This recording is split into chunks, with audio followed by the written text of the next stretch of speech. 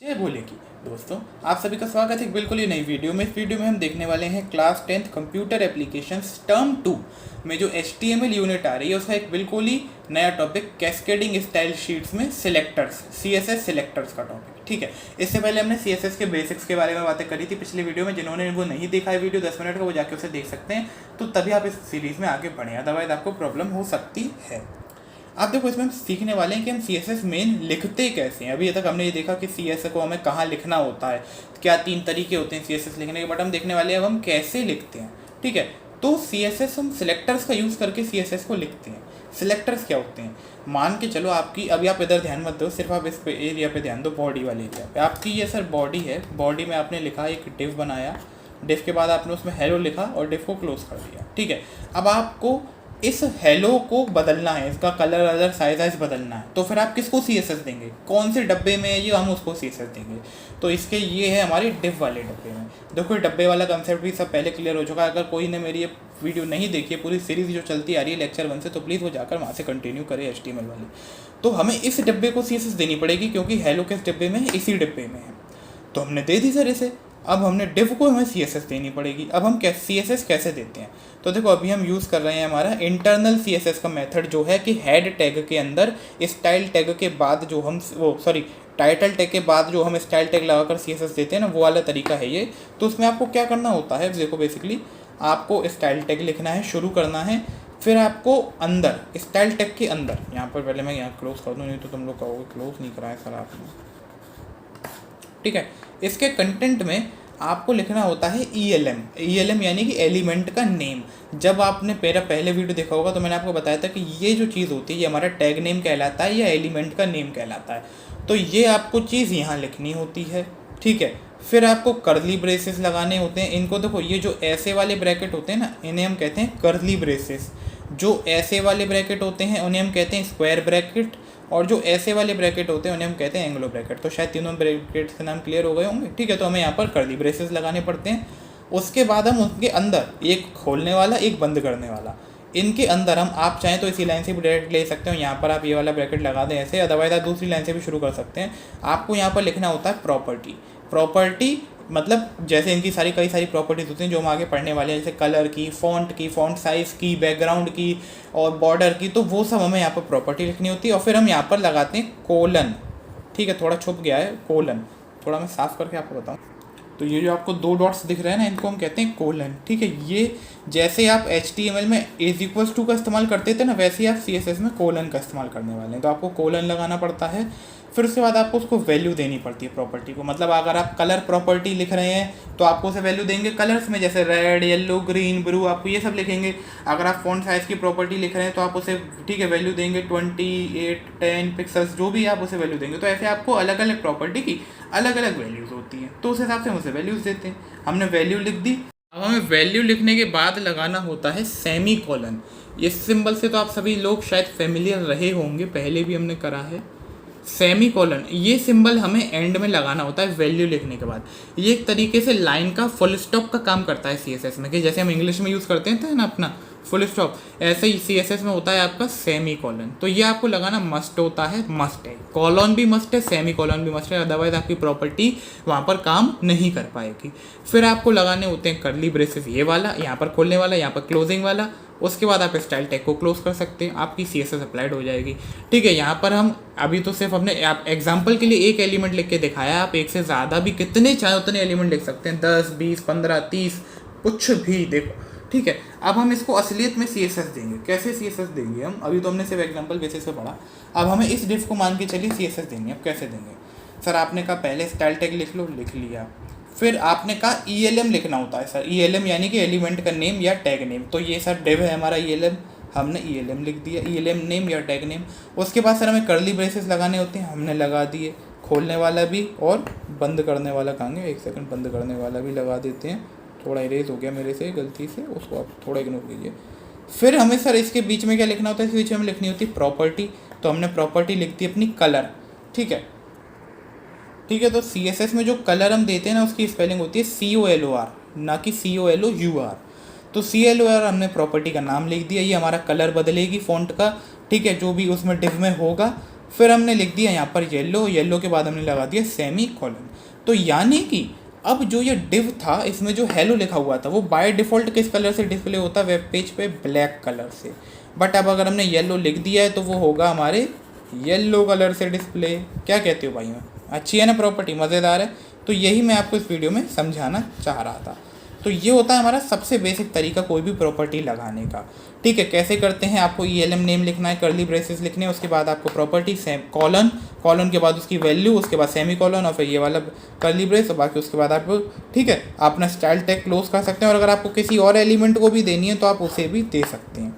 अब लेकिन यहाँ पर एक थोड़ी बात कर लेते हैं एडवांस लेवल की। क्या होती है वो बात? ये है, मान के चलो अगर मैं यहाँ पर अपनी बॉडी में मेरे पास 2-3 डिव होते, मैं आपको अगर दिखा, अब आप थोड़ा इस एग्जांपल पे गौर दें। ये आपकी बॉडी है, इसमें पहला डिव है डिव, उसके कंटेंट में है हेलो और फिर ये वाला डिव हमारा क्लोज हो रहा है। ठीक है, ये हो गया हमारा एक डिव।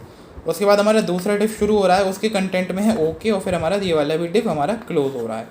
ठीक है, तो हमारे 2 डिव हो गए यहाँ पर।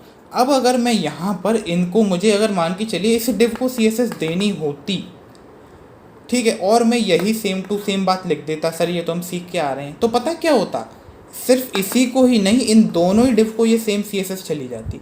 क्योंकि जो हम बात कर रहे हैं अभी मेन टॉपिक सेलेक्टर्स की ना, उसमें सेलेक्टर्स की, उसमें हम पढ़ रहे हैं अभी एलिमेंट सेलेक्टर। एलिमेंट सेलेक्टर क्या होता है? आपने अगर जितना भी यहाँ पर जो एलिमेंट नेम लिखा, फिर आप उस एलिमेंट नेम से यहाँ पर जितने भी टैग बनाने वाले हैं उन सभी को यहाँ पर सेम CSS अप्लाई हो जाएगी। आप यहाँ पर 2 नहीं चाहे 200 डिव बना देते, उन सभी को सेम CSS चली जाती, उन सभी का कलर अपने आप येलो हो जाता। अब आपका हेलो भी येलो दिखाई देता और अपना ओके भी येलो अपना दिखाई देता। तो यानी आपको एलिमेंट सेलेक्टर का इस्तेमाल करने से आप उस एलिमेंट नेम के सारे ही टैग्स में जो भी कंटेंट है उस पर सेम CSS लगा सकते हैं एक ही बारी में। कैसे सर? एक ही बारी में। तो देखो ये हमारा थोड़ा फास्ट तरीका हो जाता है। अगर हम कभी करने के इच्छुक होते हैं कि हमें सभी को एक जैसी CSS देनी है तो हम उन्हें एक ही एलिमेंट के अंदर डाल सकते हैं, मतलब एक ही टाइप के एलिमेंट में, चाहे फिर हम उसके अलग अलग टैग बनाएं, 1-2 डिव बने ना, जैसे हमारे पास एलिमेंट तो डिव ही था, तो फिर हम उसको एक ही बार में CSS देंगे तो दोनों ही डिव पे वो अप्लाइड हो गई हमारी। ये था मेरा आपका कहने का मोटिव। ठीक है, तो ये होता है हमारा बेसिक एलिमेंट सेलेक्टर का काम। अब हम पढ़ेंगे ID सेलेक्टर कि सर हमें सिर्फ इन दोनों डिवों में से किसी एक डिव को ही अगर CSS देनी होती तो हम कैसे करते, तो उसको भी बात करते हैं। आइए चलिए देखते हैं। तो दोस्तों देखिए, अब आपका जो दूसरा सेलेक्टर आता है वो होता है ID सेलेक्टर। पहले आप समझिए ID सेलेक्टर है क्या। आईडी आपकी स्कूल में मिलता है आपको ID कार्ड, जिसमें कि आपका नाम, पता, सब कुछ लिखा होता है, आपका ट्रांसपोर्ट कैसे है। तो देखो ऐसे ही हमारा ID हर एक एलिमेंट की भी होती है।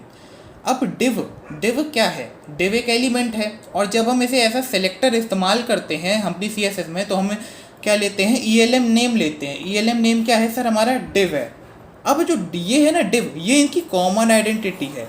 अब अगर 2 डिव मैं कहता हूँ एक साथ खड़े हैं कहीं, जैसे आप मान के चलो आप 2 दोस्त हो, आप दोनों लड़के हो, आप एक साथ खड़े हो, तो आपकी कॉमन आइडेंटिटी क्या है कि आप दोनों ही लड़के हो। ठीक है, तो अगर कोई आपसे कहेगा ए लड़के इधर आना, तो फिर आप दोनों कंफ्यूज हो जाओगे कि कौन जाए इधर। आप या तो दोनों चले जाओगे या फिर कोई नहीं जाएगा। ठीक है, बट होता क्या है CSS के केस में वो दोनों ही एलिमेंट्स पर सेम CSS चली जाती है। बट अगर आपका नाम है राहुल, हम मानते हैं आपका नाम है राहुल और आपके फ्रेंड का नेम है अंकित। अब अगर आपसे कोई कहे, चाहे आप दोनों साथ में खड़े हो, कि राहुल इधर आना, तो अब सिर्फ आप ही जाओगे, अब अंकित नहीं जाएगा, दूसरा बंदा वहीं खड़ा रहेगा। ठीक है, यानी CSS अब सिर्फ आप पर ही अप्लाई होगी, एक ही एलिमेंट पे जाएगी, दूसरे पे नहीं जाएगी।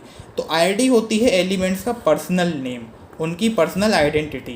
डिव तो उनका कॉमन आइडेंटिटी हो गई। जैसे मान के चलिए 2 डिव बने हमारे एक साथ, जैसे हम पिछले एग्जांपल में देख के आ रहे थे, तो उनकी कॉमन आइडेंटिटी क्या है कि वो डिव हैं। ठीक है, उनका ELM नेम डिव ही है, बट उनके पर्सनल नेम अलग अलग होते हैं। देखो कभी भी 2 एलिमेंट्स के ना नाम, पर्सनल आइडेंटिटी जो ID होती है वो सेम नहीं हो सकती। ठीक है, क्योंकि 2 लोगों के कभी नाम सेम नहीं हो सकते, ऐसे ही उनकी आइडेंटिटी भी सेम नहीं हो सकती CSS में। अब जब आपको कॉमन लोगों में से किसी एक की बात करनी हो तब हम ID सेलेक्टर का इस्तेमाल करते हैं। मान के चलिए आपके वेब पेज पे मतलब 5-7 डिव हैं, आपको सिर्फ किसी एक को ही CSS देनी है, तो फिर आप उस डिव को ID देंगे और फिर आप उसे ID की मदद से सेलेक्ट करके आप उसे CSS देंगे। ID अब हम बात करते हैं होता क्या है, मतलब टेक्निकल भाषा में तो ID एक एट्रीब्यूट होता है। एट्रीब्यूट सर हम तो HTML से पढ़ते आ रहे हैं, ये तो बहुत आसान बात निकली। तो फिर तो हमें समझ आ गया आईडी को कैसे देना है। हमें टैग नेम यानी ELM नेम लिखना है, स्पेस देना है, आईडी लिखना है, बराबर करके उसे वैल्यू देनी है। वैल्यू में हम देंगे उसे उसका नाम। अब देखो मैंने तो उसे असलियत में नाम दे दिया, जैसे राहुल। आप कुछ भी ले सकते हैं, div1, div2, div3, ऐसे भी आप कुछ भी नाम ले सकते हैं, इस पर कोई रोक टोक नहीं होती। बस आपको अपर केस लोअर केस का याद रखना है, क्योंकि आपने जैसे अगर यहाँ आर कैपिटल है ना, तो जब आप सिलेक्ट करेंगे तब आपको आईडी में आर कैपिटल ही लिखना पड़ेगा, ठीक है। तो इसलिए आपको बस ये थोड़ा सेंसिटिव होता है, केस सेंसिटिव है, इसलिए आपको ध्यान रखना है। बाकी आप कुछ भी नाम दे दीजिए, सिर्फ आईडी एक एट्रीब्यूट है, आप उसे किसी भी टैग में दे सकते हैं। ज़रूरी नहीं आप इसे डिव में ही दें, आप चाहे टेबल में दें, लिंक वाले टैग में दें, या आपका जो बी टैग होता है, आई टैग होता है, जो हम देखेंगे उन सभी में किसी में भी आप आईडी दे सकते हैं। क्योंकि देखो नाम तो हर एलिमेंट का हो सकता है ना, उसमें ये ज़रूरी नहीं लिखा है कि चाहे वो एलिमेंट डिव हो या कुछ भी टेबल हो, नाम तो हर किसी का हो सकता है। तो इसलिए आईडी एट्रीब्यूट हम हर किसी टैग में लिख सकते हैं। अब हमने इस डिव के कंटेंट में लिख दिया जय हो, और यहाँ पर हमने डिव को क्लोज कर दिया। अब मान के चलो यहाँ पर मेरा एक दूसरा भी डिव होता, मैं कहता हूँ होए, और यहाँ पे लिखा होता जो, और यहाँ पे हम इस डिव को बंद कर देते। अब अगर मैं अपने पुराने वाले ढर्रे से इसे CSS देता कि मैं लिख देता डायरेक्ट स्टाइल टैग में आके डिव, और फिर कर्ली ब्रेसेस लगा के प्रॉपर्टीज़ उसे दे देता। मान के चलो मैं यहाँ पे कल लिख देता कलर वाइट, तो फिर क्या होता ना, इन दोनों ही डिव का कलर वाइट हो जाता। क्योंकि अब आप कैसे बुला रहे हैं, अब आप बुला रहे हैं अरे डिव इधर आना, तो दोनों डिव उठ के चले जाते। पर अब मैं क्या करूँगा, मुझे जब सिर्फ राहुल वाले डिव को CSS देनी है, तो देखो इधर आपको अपने स्टाइल टैग के अंदर आना है, जो हेड टैग के अंदर टाइटल टैग के बाद दिया है। उसमें जहाँ पहले आप सिर्फ ELM नेम लिखते थे, डिव या जो भी आप टेबल जो भी इस्तेमाल कर रहे हैं उस लिखते थे, उसकी जगह आपको क्या लिखना है, आपको पहले एक हैशटैग लगाना है, हैश का सिंबल लगाना है, उसके बाद आपको लिखना है आईडी। तो मान के चलिए आपको इस वाले डिव को सिलेक्ट करना था, तो फिर आपको इसे कैसे करेंगे, आप पहले हैश लगाएंगे, हैश को लगाने के बाद आप इसकी आईडी लिखेंगे। आईडी क्या है, राहुल। तो आप इसको कैसे सिलेक्ट कर सकते हैं, आप इसे ऐसे लिखेंगे हैशटैग कैपिटल R, मैंने आपसे कही केस सेंसिटिव है, और राहुल लिखा। फिर आप इसे ऐसे कर सकते हैं, कर्ली ब्रेसेस आप इसकी प्रॉपर्टी लिख दीजिए, और इसे आप दूसरा ऐसे कर्ली ब्रेसेस लगा दीजिए। अब अगर आप इसे देंगे ना कलर वाइट, मैं कॉलन लगा के लिख देता हूँ कलर वाइट, तो सिर्फ और सिर्फ इस ही वाले राहुल का जो जय हो लिखा है ना, यही वाइट कलर का होगा। जो आपका जो लिखा है ये वाइट कलर का नहीं होगा। क्योंकि अब आपने कैसे बुलाया है, आपने कही है राहुल इधर आना, तो राहुल तो भाई ये वाला डिव है तो यही जाएगा, ये वाला क्यों जाने लगा, ठीक है। तो ऐसे होता है हमारा आईडी सिलेक्टर का काम। उम्मीद करता हूँ आपको समझ आया होगा, आप इसे खुद ट्राई करके देखिएगा। बस ये बहुत सिंपल सा होता है, आपको एक नॉलेज के लिए समझाया जिससे आप आगे कर सकें आसानी से। अब हम देखते हैं अपना क्लास का सिलेक्टर। तो दोस्तों देखिए, अब जो तीसरा सिलेक्टर है वो है हमारा क्लास सिलेक्टर। अभी हम उससे पहले आईडी सिलेक्टर पढ़ के आ रहे थे। अब आप ना बिल्कुल स्कूल में आ जाइए।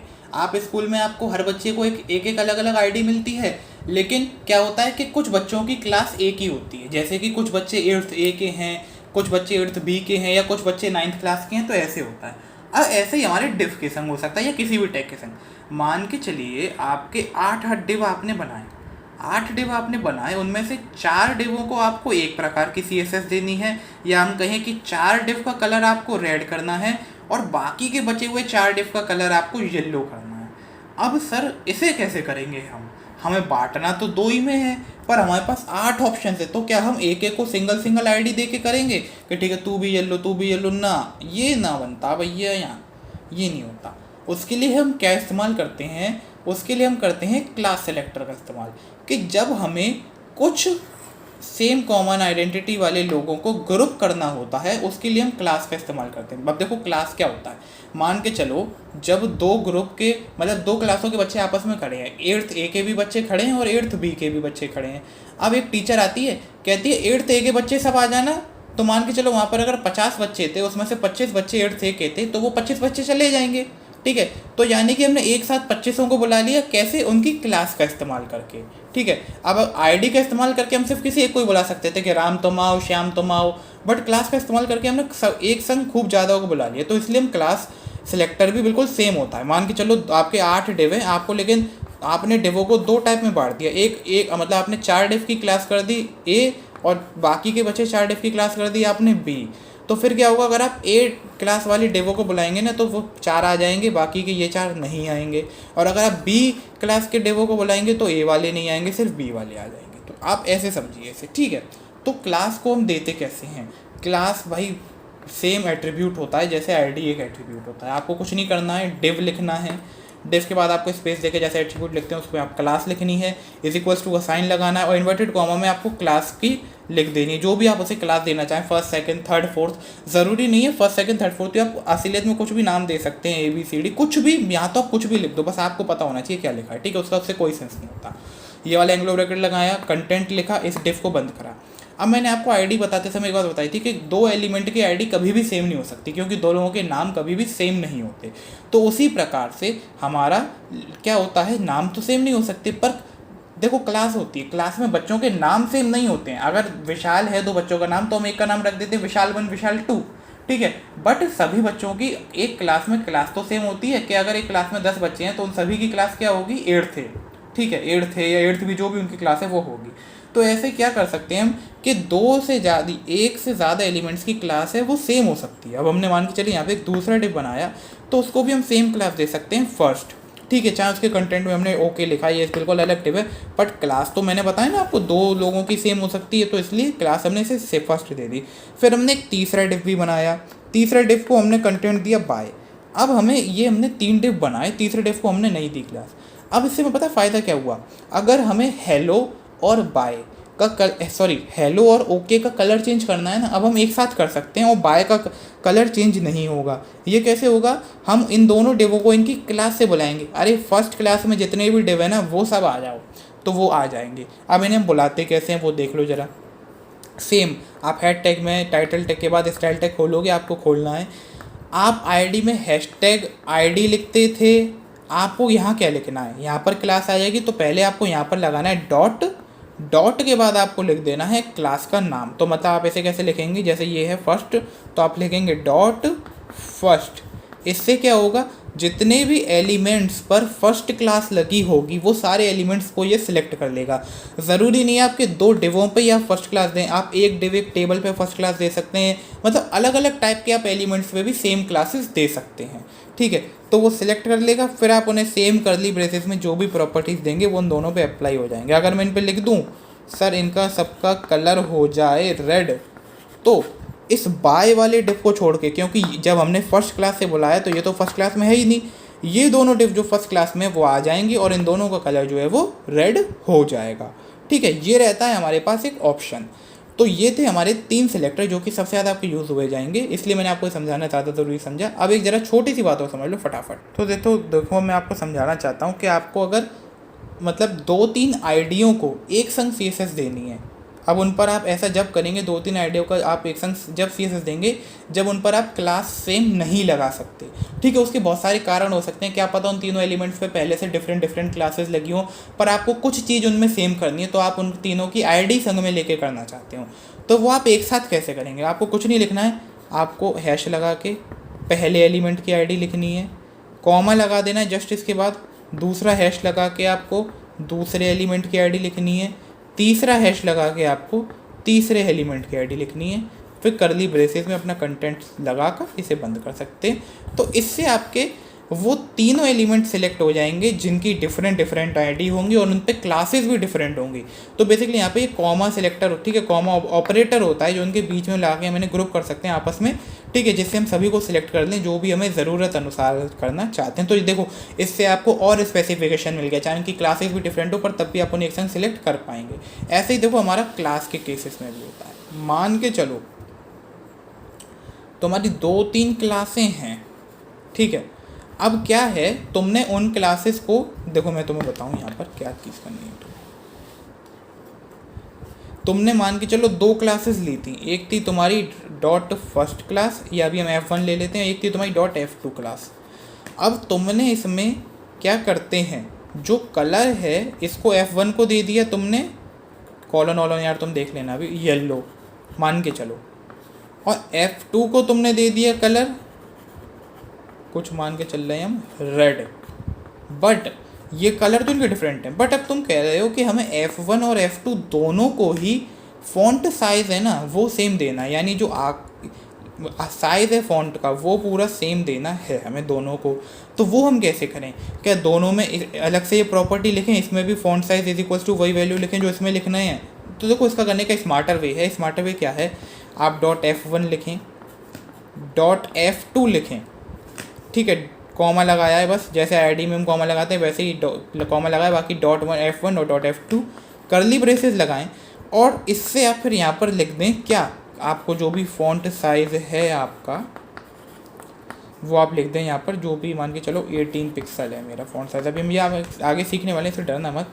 तो ये से आपका क्या होगा कि F1 में और F2 में सेम हमारा फ़ॉन्ट साइज़ चला जाएगा, बिना हमारी इस लाइन को दोनों क्लासेस में अलग अलग लिखे हुए, ठीक है। तो इससे हमारा ये स्मार्टर वर्क होता है। तो मैंने आपको जैसे कॉमा का यूज़ आईडी में बताया था, वैसे ही क्लास में भी बता दिया है।